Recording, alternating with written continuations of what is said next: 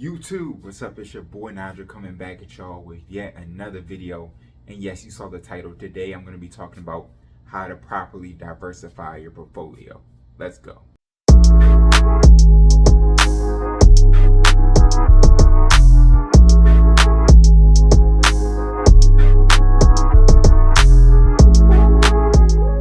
So when we talk about diversification, the first thing I want to go over is the 11 sectors of the stock market. I have them all written on the board right now. The first one is financials, consumer staples, healthcare, utilities, industrials, technology, telecom, consumer discretionary, materials, and real estate.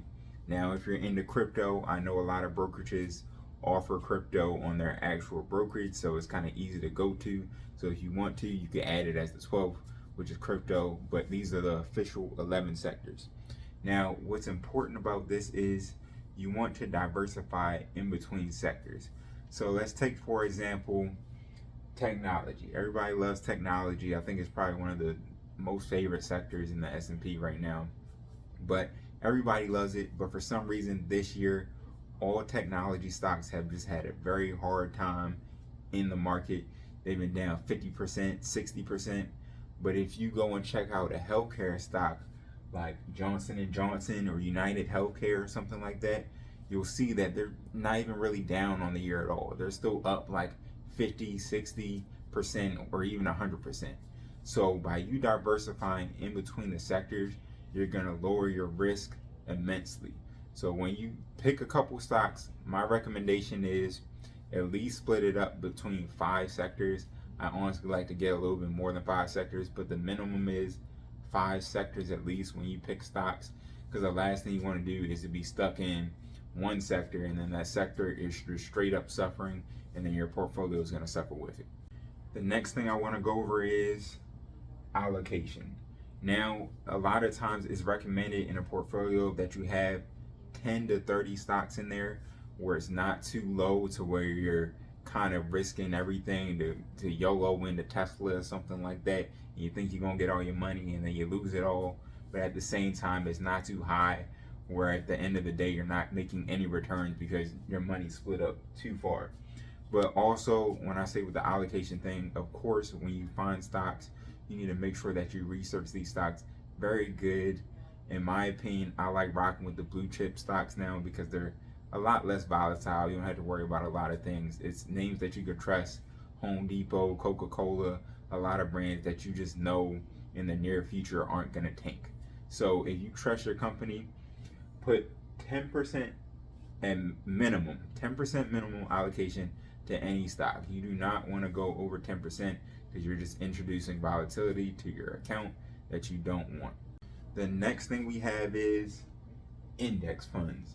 Now, it's a lot of controversy around index funds. A lot of people don't really like investing in them because they're like, it's too slow. But the turtle always wins the race versus the rabbit. And when I'm telling you this, I mean it.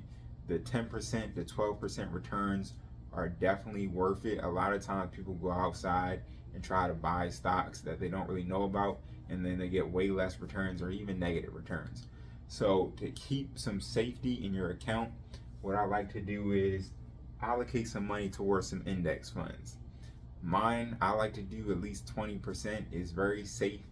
It's a safe number. You could still play with stocks and your stock portfolio could go up, but at the same time, you'll get that guaranteed 10%, 12%. Obviously, nothing's guaranteed, but throughout history, you'll get that 10 to 12% return that you just know is going to consistently come in.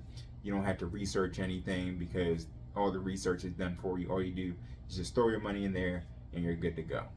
The next strategy I have for y'all when we're talking about diversification is dollar cost averaging. Now, this is probably one of my favorites. Dollar cost averaging can get you out of holes. It can help you predict bottoms a little bit better. It can help you predict tops. Literally, you can do anything with this.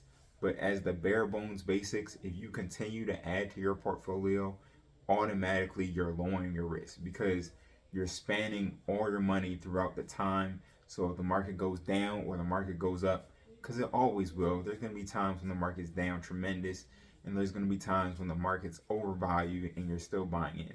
But as long as you keep on dollar cost averaging, you will get the average of these prices and you will be good to go. Because the last thing you want to do is get in at the top and throw all your money in, and then you ran out of money.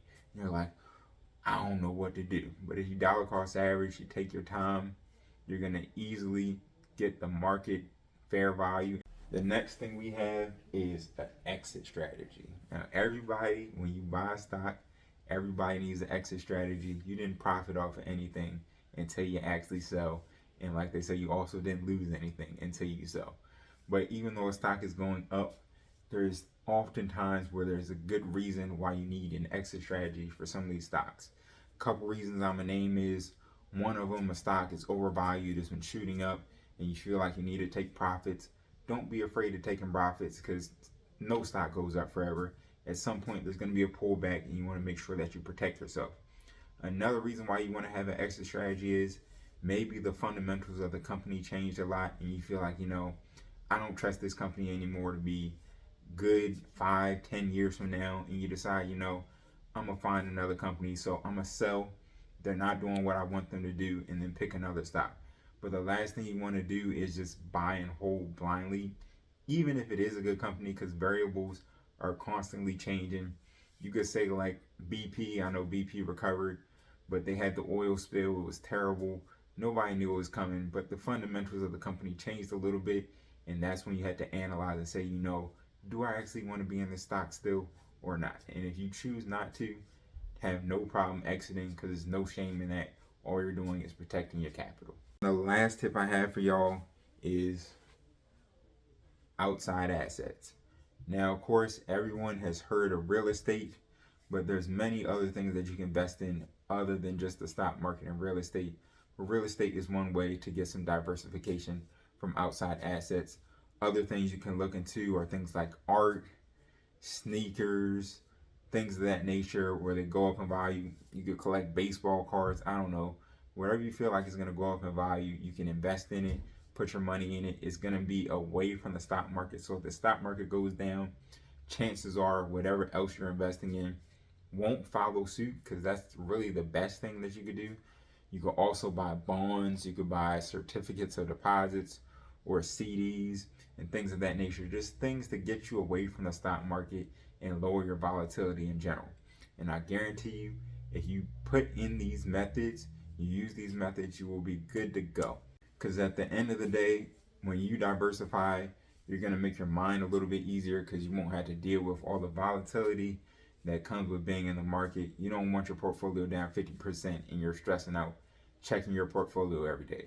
You implement these, it's going to be a smooth ride up, and you're going to be good to go. You're going to be making profits. It's going to be smooth sailing. You won't have to worry about a thing. And another thing that I want to mention is, when your portfolio is a lot calmer, your mind's a lot calmer.